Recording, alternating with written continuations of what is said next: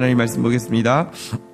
예레미야 19장 1절에서 15절 말씀입니다. 예레미야 19장 1절에서 15절 한 절씩 교독하시겠습니다. 1절 여호와께서 이와 같이 말씀하시되 가서 토기장이의 옹기를 사고 백성의 어른들과 제사장의 어른 몇 사람과 그 문 어기 곁에 있는 흰놈의 아들의 골짜기로 가서 거기에서 내가 내게 이른 말을 선포하여 말하기를 너희 유다 왕들과 예루살렘 주민아 여호와의 말씀을 들으라. 만군의 여호와 이스라엘의 하나님이 이와 같이 말씀하시되 보라 내가 이곳에 재앙을 내릴 것이라.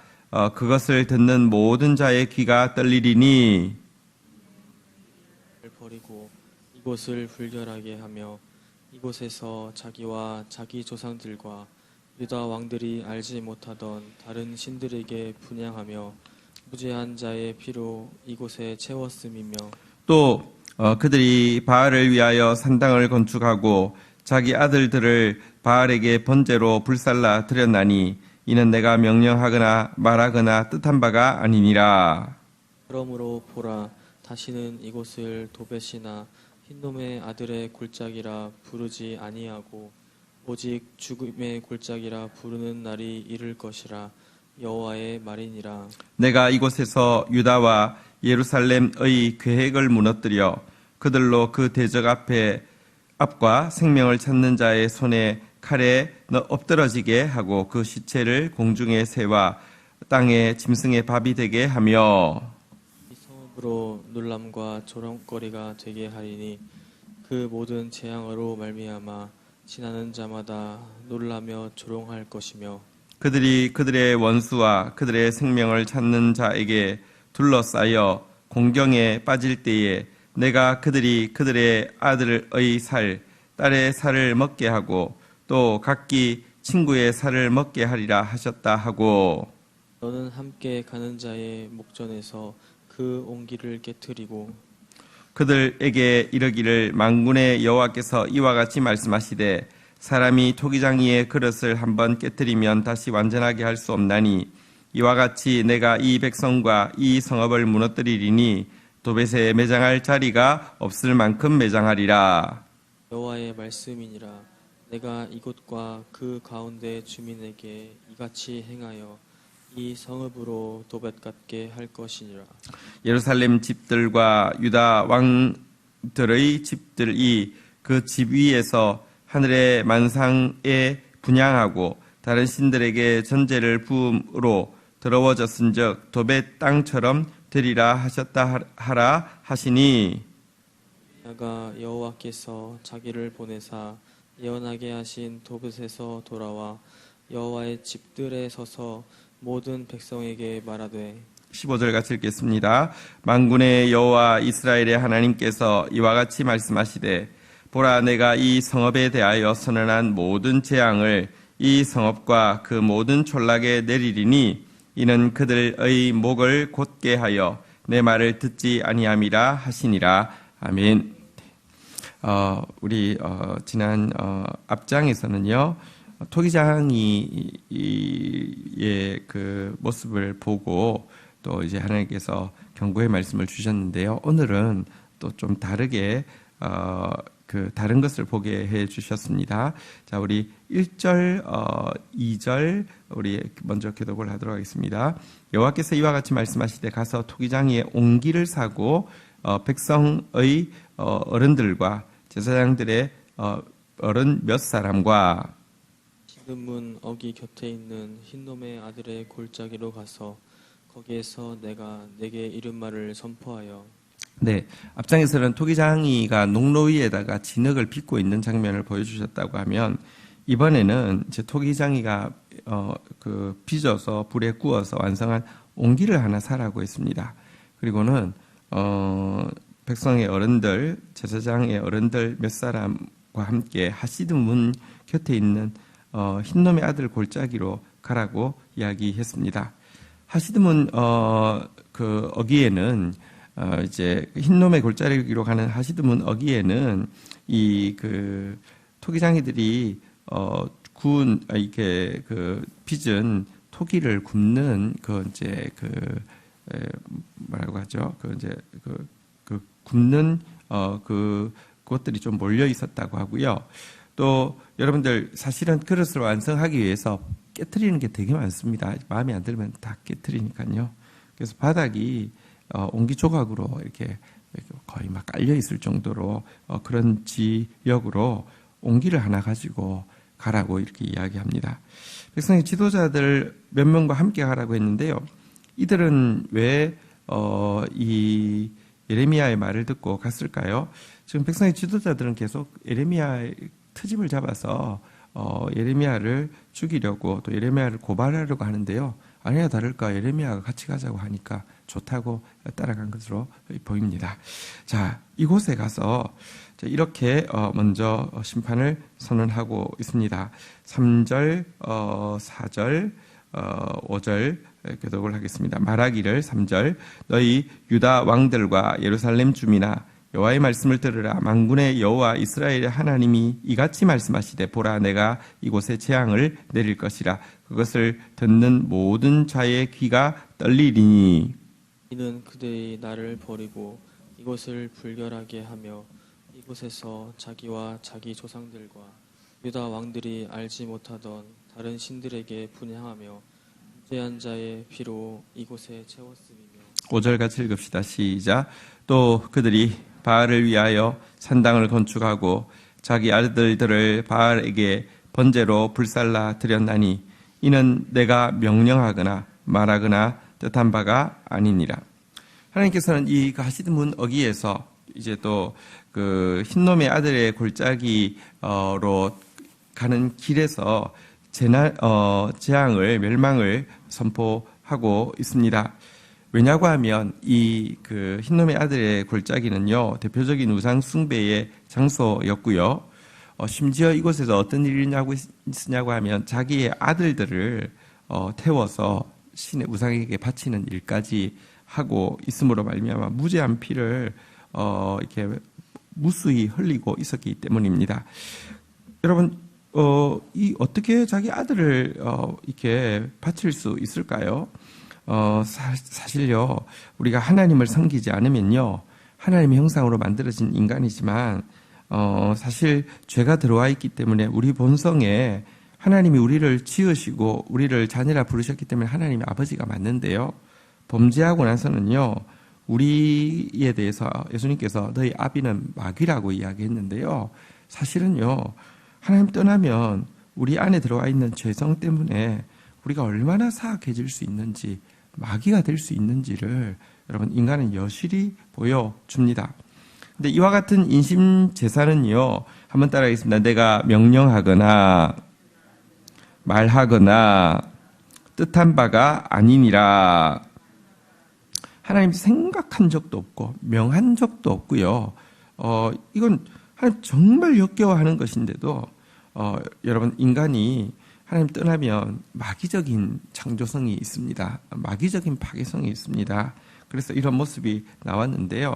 그래서 지금 하시듬은 그 토기장이가 토기를 굽는 곳, 그래서 깨진 토기 옹기 조각으로 가득 차 있는 이곳에서 이제 이어지는 그 흰돔의 아들의 골짜기에 재앙이 임할 것이다. 이렇게 먼저 선포했습니다. 자, 이어서 흰놈의 아들의 골짜기가 이제 어떻게 불리어질지 6절부터 이렇게 이야기하고 있습니다. 자, 우리 6절 우리 같이 한번 읽도록 하겠습니다. 읽겠습니다. 시작. 그러므로 보라 다시는 이곳을 도벳이나 흰놈의 아들의 골짜기라 부르지 아니하고 오직 죽음의 골짜기라 부르는 날이 이를 것이라 여호와의 말이니라. 워낙에 그 지명이 뭐 도벳 혹은 흰놈의 아들의 골짜기가 지명이고 이곳에서 우상숭배가 많이 자행되었는데요. 이제는 그 지명으로 부르지 않고 한번 따라하겠습니다. 죽음의 골짜기, 죽음의 골짜기라고 부르게 될 것이다라고 이야기하고 있습니다. 왜 그렇습니까? 7절부터 이제 나오죠. 7절부터 9절까지는 교독하겠습니다. 내가 이곳에서 유다와 예루살렘의 계획을 무너뜨려 그들로 그 대적 앞과 생명을 찾는 자의 손에 칼에 엎드러지게 하고 그 시체를 공중에 세워 땅의 짐승의 밥이 되게 하며 로 놀람과 조롱거리가 되게 하리니 그 모든 재앙으로 말미암아 지나는 자마다 놀라며 조롱할 것이며 9절 같이 읽겠습니다. 그들이 그들의 원수와 그들의 생명을 찾는 자에게 둘러싸여 공경에 빠질 때에 내가 그들이 그들의 아들의 살, 딸의 살을 먹게 하고 또 각기 친구의 살을 먹게 하리라 하셨다 하고 네. 이제 왜 이곳을 죽임의 골짜기라고 부르게 되느냐?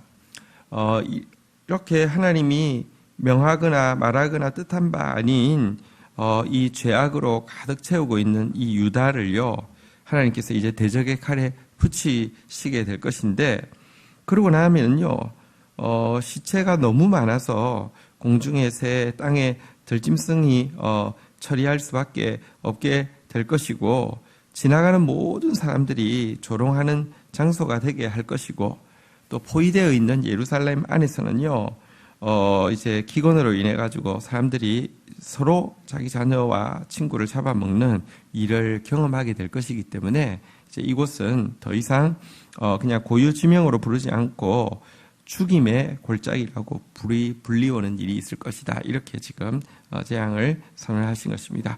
자, 이처럼 먼저 말씀을 쭉 선언해 놓고 나서는요, 자, 이것이 이루어지는 것에 대해서 이렇게, 그리고 또 왜 이것이 이루어져야 하는지에 대해서 자, 이제 가져간 옹기를 사용합니다. 10절, 11절 교독하겠습니다.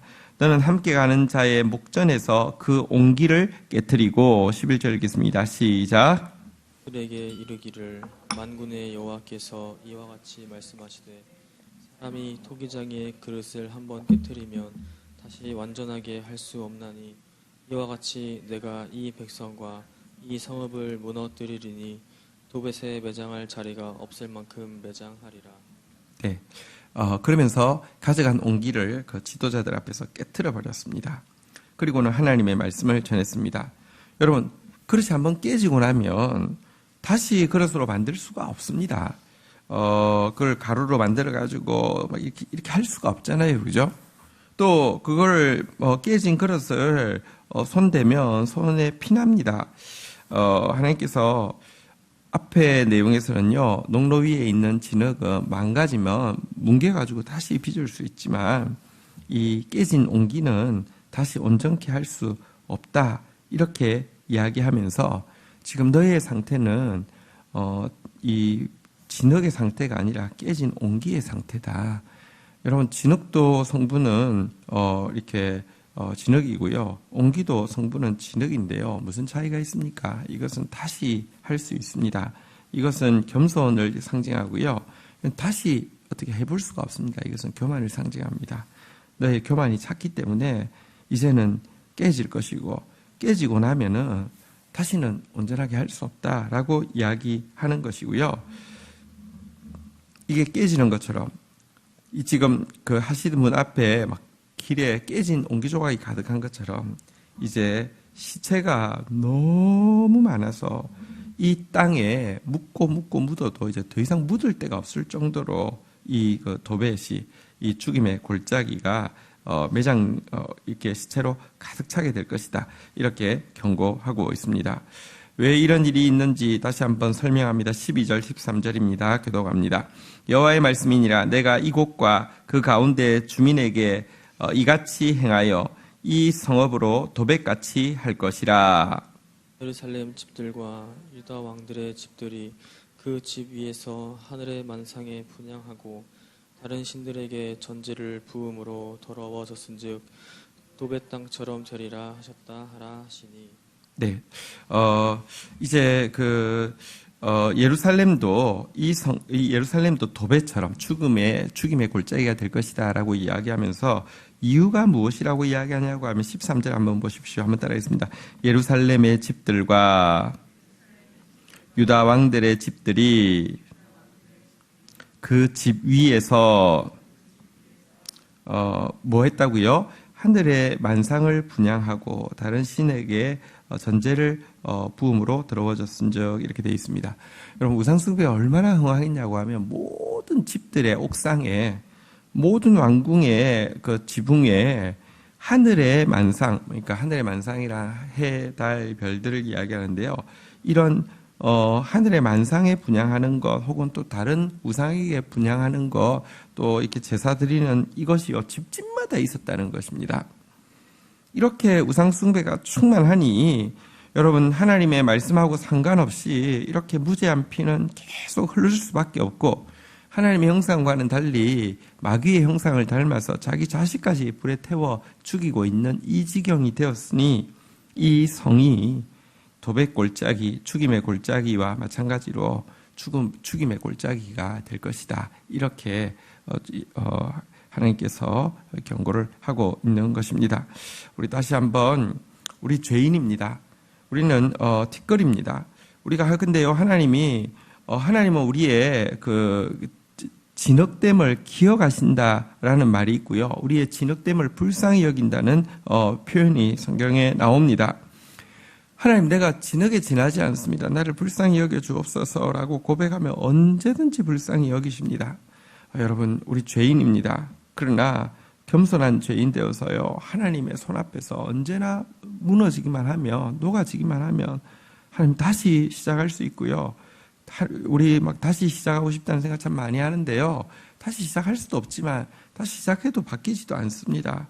그러나 주님의 손 안에서 다시 시작하면 새 날이 있습니다. 진흙 같은 존재 되어지지, 깨진 옹기같이 다시는 온전하게 할 수 없는 그런 존재 되어지지 않도록 겸손하게 하나님 앞에 서고요, 우리 안에 정말 무수한 우상들, 우리 마음에 가득 채우고 있는 우상들이 빠져나가고, 말이 아니라 말씀이 내 마음을 차지하는 저와 여러분 되기를 주의 이름으로 축원드립니다. 이처럼 하시드문에서 지도자들에게 이 메시지를 전달한 예레미야는 어떻게 하고 있을까요? 당연 지도자들은 지금 이거 보고는요, 또 한 번 신성모독이라고 건수를 잡았다고 고발하기 위해서 이렇게 왕궁으로 뛰어가고 막 이런 일이 있었겠죠. 자, 그런데 정작 예레미야는 어떻게 하고 있습니까? 14절, 우리 15절 교독하겠습니다. 예레미야가 여호와께서 자기를 보내사 예언하게 하신 도벳에서 돌아와 여호와의 집들에 서서 모든 백성에게 말하되, 만군의 여호와 이스라엘의 하나님께서 이와 같이 말씀하시되, 보라, 내가 이 성읍에 대하여 선언한 모든 재앙을 이 성읍과 그 모든 촌락에 내리리니 이는 그들의 목을 곧게 하여 내 말을 듣지 아니함이라 하시니라. 네, 하시드문, 그리고 이 도벳으로 나가서 말씀을 선언한 예레미야는요, 지도자들은 건수 잡았다고 막 이렇게 막 진노하고 또 막 고발하기 위해서 막 이럴 때에, 예레미야는요, 도벳으로 가라고 한 것은 여호와의 명령인데요, 그때 받은 예언을 가지고 어디로 왔습니까?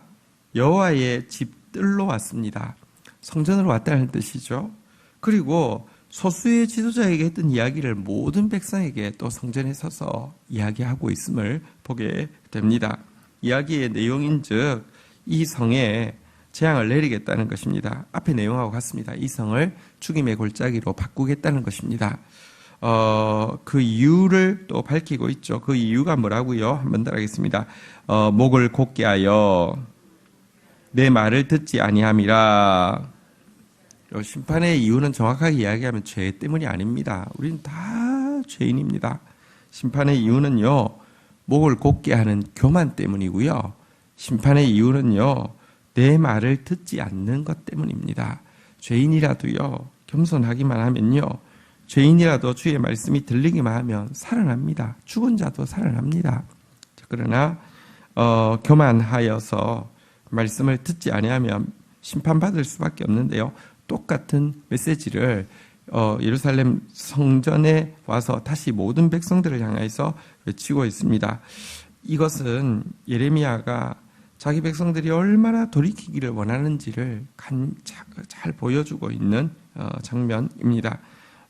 이 어려운 메시지를, 자기에게 해가 될 것이 뻔한 메시지를 하나님의 뜻대로 선포했음에도 불구하고 여기 지금 성전은 하나님이 가라 이런 말씀이 있는 것도 아니잖아요, 그죠? 근데 또 가서 또 선언하고 있는 예레미야, 정말로 그는 자기 백성을 사랑했고 정말로 그는 자기 백성들이 사는 길은 말씀으로 돌이키는 길밖에 없음을 지금 온 삶을 통하여서 외치고 있습니다. 오늘 우리 주신 말씀 앞에서 우리 목을 곧게 하지 않는 저와 여러분 되시고요.